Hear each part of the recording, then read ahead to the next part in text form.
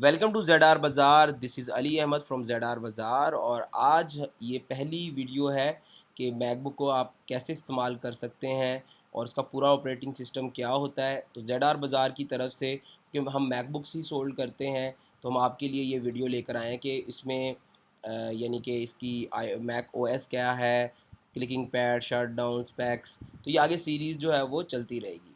तो सबसे पहले मैं आपको मैकबुक का इंट्रो दूंगा।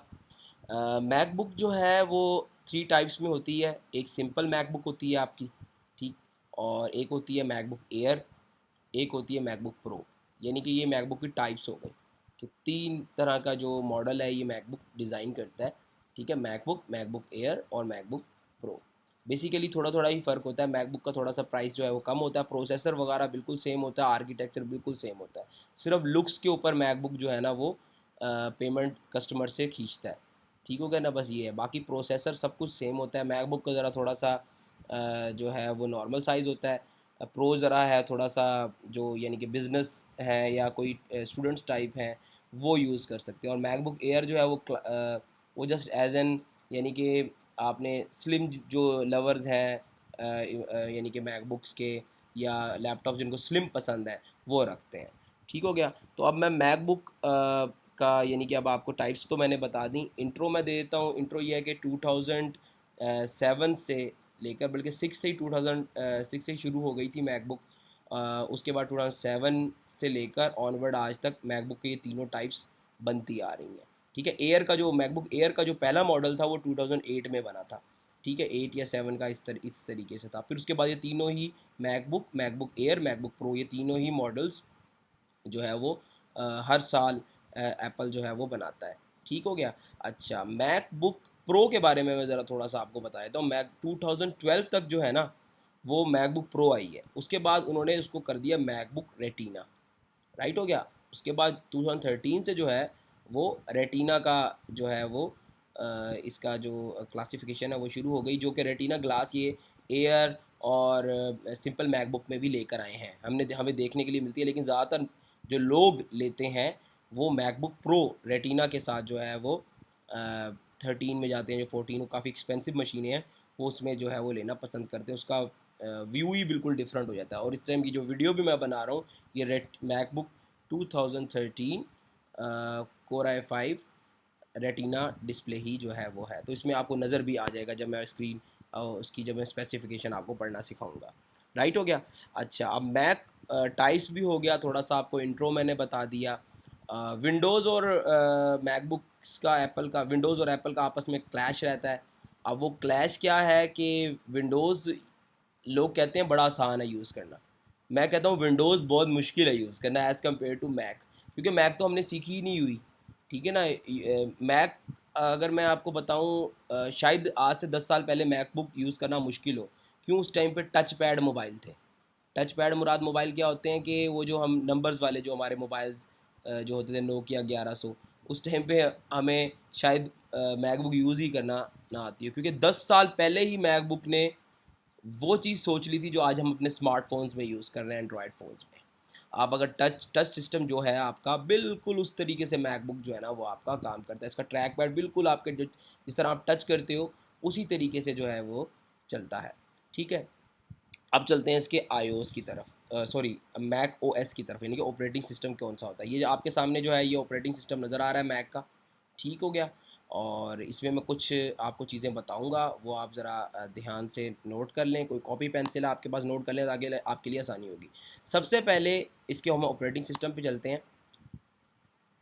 ऑपरेटिंग सिस्टम जो इसका शुरू होता है वो शुरू होता है लाइन से। लाइन से पहले भी थी, मगर मैं लाइन से बताऊंगा आपको। लाइन जो था, अभी यहाँ पे वर्जन आपको नज़र आ रहा है कैटलीना 10.15। ठीक है। तो लाइन कौन सा वर्जन था? 10.7। लाइन के बाद इनका जो है वो वर्जन जो हम ज़्यादातर इंस्टॉल करके दे रहे थे वो फिर EL कैप्टन करके दे रहे थे, वो 10.10 है। बीच में लेपर्ड, स्नो वो मैं नहीं बता रहा आपको। 10.7 के बाद कौन सा है 10.8, मैं वो नहीं बता रहा आपको। मैं डायरेक्ट जो यूज़ ज़्यादा यानी कि होते हैं मैं वो बता रहा हूँ आपको। 10.7 जो है वो लाइन है। उसके बाद ज़्यादा जो यूज़ होता है वो EL कैप्टन है 10.11। ठीक हो गया। उसके बाद 10.12 जो है वो सीरा है। 10.13 जो है वो हाई सीरा है, 10.14 मुजावे है और 10.15 जो है वो कैटलीन है, ठीक है, कैटालीन है। तो ये सारा जो है वो ऑपरेटिंग सिस्टम है और इस ऑपरेटिंग सिस्टम में ये आप ये देख सकते हैं 2013 13 inch retina MacBook pro 4i5, ये आपकी 10.15 कैटलीना इसके अंदर हुई है। अब सवाल ये पैदा होता है कि कौन सी मैकबुक जो है वो लेनी चाहिए, और जो ये मैं आर्किटेक्चर आपको सारा बता रहा हूँ, जो आपको ये कौन से मैकबुक आप लें कम से कम जिस पे आप ये वाला सॉफ्टवेयर चला सकते हैं कैटलीना। तो कम से कम 2009 की सीरीज़ मिलती है, 9-10 सीरीज़, जिसको हम पाकिस्तान में जो आ रही है वो 2009-10 के नाम से ही सीरीज़ आती है। 9 का भी सेम वैल्यू है और 10 का भी सेम वैल्यू है, फ़र्क किसी का नहीं है इसके अंदर, ठीक है ना। 9 भी आपको सेम रेट पे मिलेगी, 10 भी आपको सेम रेट पे मिलेगी। वो आपको मिल जाएगी तकरीबन 21,500 की मैकबुक DDR3 के नाम से होती है। उसके अंदर आपकी मैक OS कैटलीना भी चल जाती है, और ज़्यादा जो उसमें जो रन होती है वो हाई सीरा रन होती है। और अभी भी जितने भी यूज़र्स हमारे हैं मैकबुक के, उनको हमने हाई सीरा पे ही रखा है, क्योंकि हाई सीरा पे काफ़ी हद तक 90% काम जो है वो हो जाते हैं। ठीक हो गया ना, 90% काम आपके हाई सीरा पे हो जाते हैं। कैटलीना पे हम इसलिए मूव नहीं करवाते कि काफ़ी थोड़ी बहुत इसमें थोड़ा बहुत चेंज है, लेकिन बग्स हैं। जैसे अब आप विंडो 8 होती है, विंडो 8 जब आई थी, यानी कि तो ज़्यादातर लोग विंडो 7 ही यूज़ करते थे, क्योंकि विंडो 8 में बग्स थे। फिर उसके बाद विंडो 10 आ गई, तो ज़्यादातर लोग शिफ्ट हो गए विंडो 8 पे। तो इस तरीके से इसमें अभी हल्के फुल्के बग्स हैं, कुछ चीज़ें चलती हैं कुछ नहीं चलती, तो वो प्रॉब्लम जो है वो क्रिएट जो है वो करती है। राइट हो गया। तो 2009 के अंदर ये मैक ओएस क्वेट्रीना आपका हो जाता है 10.15, लेकिन हम 2009 से लेकर 2012 तक हाई सीरा रिकमेंड करते हैं कि मैकबुक के जो वर्जन्स हैं। उसके बाद 13 से ऑनवर्ड जो है वो आप कैटलीना जो है वो रन करें, स्मूथली जो है ना वो आपकी रन करेगी। ZR बाज़ार की ऑफिशियल वेबसाइट है और व्हाट्सएप नंबर है, आप उधर रेट्स पता कर सकते हैं कि रेट्स क्या हैं। रेट्स अप एंड डाउन जाते हैं, तो दैट्स वाई यूट्यूब पे हम रेट्स नहीं बताते, क्योंकि अगर 1 साल के बाद कोई ये वीडियो देखेगा तो फिर ये ज़ाहिर बात है ये चेंज हो सकता है। अच्छा, इस मज़े की बात है, इस टाइम पे ये स्क्रीन रिकॉर्डिंग के सॉफ्टवेयर्स जो हैं कितने महंगे महंगे हैं। मैं खुद विंडोज़ के ऊपर आइसक्रीम स्क्रीन रिकॉर्डर और कैम स्टूडियो वगैरह मैंने यूज़ किया है। वो महंगे महंगे, उस पर वो उनका लोगो आ जाता है। मैंने खुद 5-6 हज़ार रुपये का ख़रीदा, लेकिन इसमें मैं फ्री यूज़ कर रहा हूँ। क्विक टाइम प्लेयर के अंदर ये स्क्रीन रिकॉर्डर है, इसका अपनी ऐप है ये, तो ये फ्री ऑफ कॉस्ट मैं मैकबुक में यूज़ कर रहा हूँ। तो ये यही सेम क्विक टाइम प्लेयर आपको वो 21,500 रुपये की मशीन आती है DDR3 की। वैल्यू अप एंड डाउन जा सकती है, मैं ये नहीं कह रहा हूँ कि आप 1 साल बाद शायद नीचे जाए या ऊपर जाए, लेकिन वो DDR3 की मशीन में भी आप ये सारा काम ले सकते हैं जो मैंने 2013 की मशीन में कर रहा हूँ इस टाइम पे। अच्छा चलें, अब हम आगे चलते हैं ओवरऑल, और इसमें सबसे पहले मैं आपको स्पेक्स यानी कि देखना सिखाता हूँ। तो ये सबसे पहले यहाँ पे ये आपको एप्पल नज़र आ रहा है, इस पर आप क्लिक करें, अबाउट दिस मैक पे क्लिक करें। अब ये देखिए मैकबुक प्रो है, यानी कि मैकबुक का वर्जन कौन सा है, ये प्रो टाइप कौन सी है, प्रो, और रेटिना है 13 इंच, अर्ली 2013। मैकबुक पे जो कॉस्ट बढ़ती है वो ईयर्स के हिसाब से बढ़ती है, जनरेशन के हिसाब से नहीं बढ़ती, ये मैं आपको पहले बता दूँ। जनरेशन्स विंडोज़ में होती हैं, ठीक है, इसमें भी होती हैं जनरेशन्स, लेकिन मैं जनरेशन्स अगर आपको बताऊँ तो इसमें 2007 जो मैकबुक है DDR2, वो फर्स्ट जनरेशन है इनका। फिर 2009-10 जो सीरीज़ है वो और 11 भी, 9, 10 और 11 वो सेकंड जनरेशन है, और 12 जो है वो थर्ड है, 13 फोर्थ है, 14 जो है 2014 वो फिफ्थ है। तो इस तरह ऑनवर्ड ऊपर जो है वो जाती रहती है, लेकिन ईयर के हिसाब से जो है वो आपकी इसमें पेमेंट जो है वो होती है कि 2009 का रेट कुछ और है, 10 का कुछ और है, 11 का कुछ और है। फिर इसमें इंचेस के हिसाब से रेट अप एंड डाउन जाता है कि 13 इंचेस के का ज़्यादातर यूज़ होती है वो 13 इंचेस होती है, 15 इंचेस का रेट कुछ और है, 13 इंचेस का रेट कुछ और है। ठीक हो गया।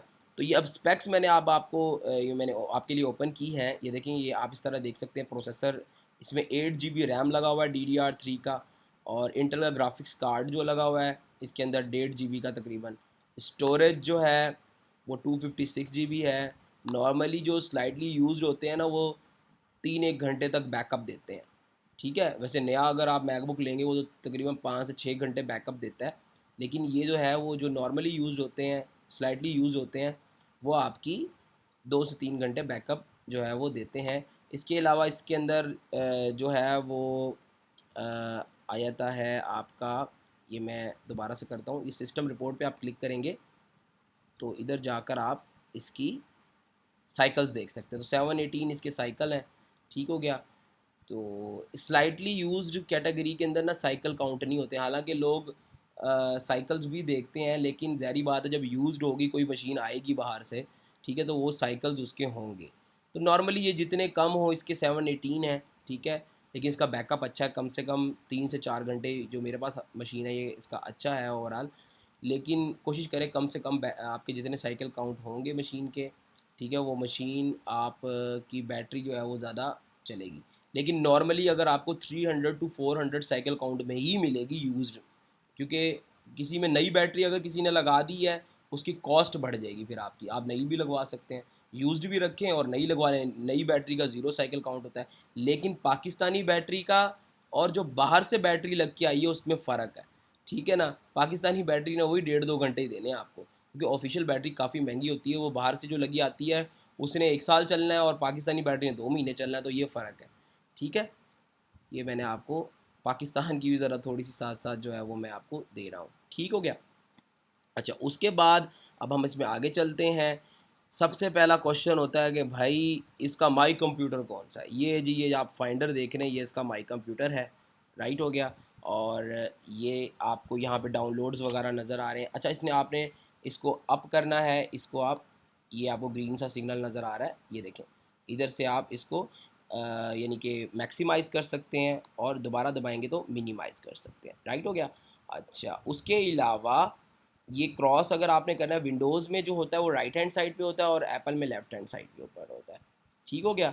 अच्छा, अब ये देखें, ये आपको ये सारी आपकी ड्राइव्स नज़र आ रही हैं आपको। ठीक है, डेस्कटॉप, डॉक्यूमेंट्स। अब इसके अंदर कोई मज़ीद ड्राइव नहीं बनी हुई, यानी कि एक ही ड्राइव है, दैट्स वाई आपको नीचे कोई ड्राइव नज़र नहीं आ रही। अब जैसे ही मैं कोई USB लगाऊंगा तो आपको यहाँ पर वो ये देखें, ये अब आपको लोकेशन डिस्प्ले हो गई। ठीक है, सिंपल USB इसके अंदर आपकी, ये देखें, ये सारी अब मेरा USB जो है इसमें, अब मैं इसको क्लोज़ कर देता हूँ। बहुत इजी है इसके अंदर। और अच्छा, अब दूसरी चीज़ पे चलते हैं, इसकी क्लिकिंग। लोगों को ये होता है कि यार इसका राइट क्लिक नहीं चलता एप्पल का। ठीक है, एप्पल में एक एक ही क्लिक चलता है, और वो कैसे चलता है ये मैं देखूं। आपने सबसे पहले क्लिकिंग ऑन करनी है, सिस्टम प्रेफरेंसेस में जाएंगे आप, और यहाँ जाके ट्रैक पैड में जाएंगे आप, और यहाँ पे जाके आप पॉइंट एंड क्लिक, यहाँ पे ये टैप टू क्लिक है, इसको आप ऑन कर देंगे। राइट हो गया। अब जब हम इसको यूज़ करना शुरू करेंगे, जैसे कोई मैंने एप्लीकेशन ओपन करनी है, लेट से मैं सफारी ओपन करनी है, तो मैंने जस्ट वन टाइम पैड पे क्लिक करूँगा तो ये ओपन हो जाएगी। राइट हो गया। इसी तरीके से मैंने कोई अगर वीडियो चलाना है तो नॉन कॉपीराइट म्यूज़िक चलाता हूँ, क्योंकि ज़ाहिर बात है मैंने यूट्यूब पे पुट करनी है, क्योंकि बाद में कोई कॉपीराइट स्ट्राइक ना आ जाए। राइट हो गया। अब मैं ये चलाना चाहता हूँ, एक ही दफ़ा क्लिक करूँगा, एक ही दफ़ा क्लिक करूँगा, ये चल जाएगी। राइट हो गया। एक जिस तरह माउस, जिस तरह हम वो नहीं करते टैबलेट स्मार्टफोन में ऐप्स पे क्लिक करते हैं, उसी तरीके से आपने इस पर क्लिकिंग करनी है। ये देखो,